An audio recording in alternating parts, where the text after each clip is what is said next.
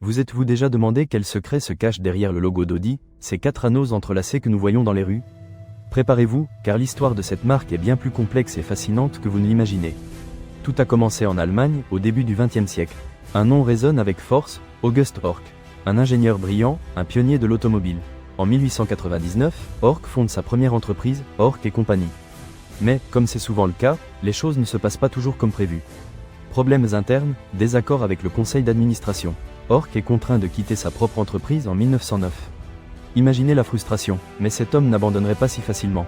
Il avait une passion inébranlable pour les automobiles. Il avait besoin d'un nouveau nom pour sa nouvelle entreprise.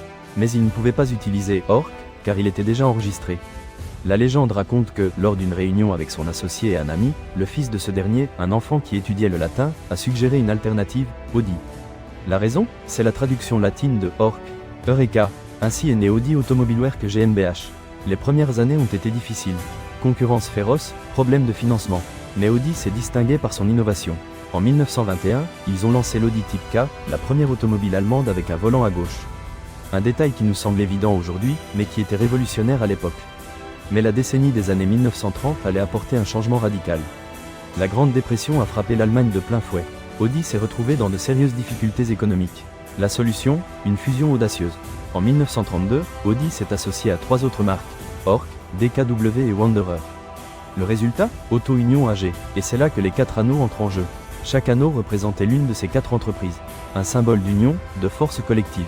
Cependant, l'ombre de la Seconde Guerre mondiale planait sur l'Europe.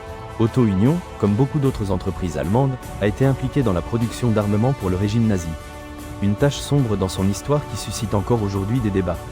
Après la guerre, la situation était désolante. Les usines détruites, l'économie en ruine. Auto Union a été expropriée et transférée à Ingolstadt, en Bavière. Un nouveau départ, mais avec le poids du passé. Dans les années 1960, Volkswagen a acquis Auto Union. Un nouveau chapitre commençait. Sous la direction de Volkswagen, Audi a refait surface avec force. Des investissements ont été réalisés dans la technologie, le design et la qualité. L'Audi F103, lancée en 1965, a été un succès retentissant. Elle a marqué la renaissance de la marque. À partir de là, l'ascension a été imparable. Des innovations telles que la traction Quattro, qui a révolutionné le monde de l'automobile, ont consolidé la réputation d'Audi en tant que marque avant-gardiste. Mais qu'en est-il des mythes et légendes qui entourent Audi? Voici une histoire qui vous fera réfléchir. Le mythe de l'ingénieur fantôme. On raconte que, dans les années 70, un ingénieur anonyme a développé en secret un moteur diesel haute performance pour Audi. Un moteur si avancé qu'il dépassait de loin les attentes de l'époque. Mais, pour des raisons inconnues, le projet a été archivé. Certains pensent que la technologie était trop révolutionnaire pour son temps. D'autres, que les pressions de l'industrie pétrolière ont influencé la décision.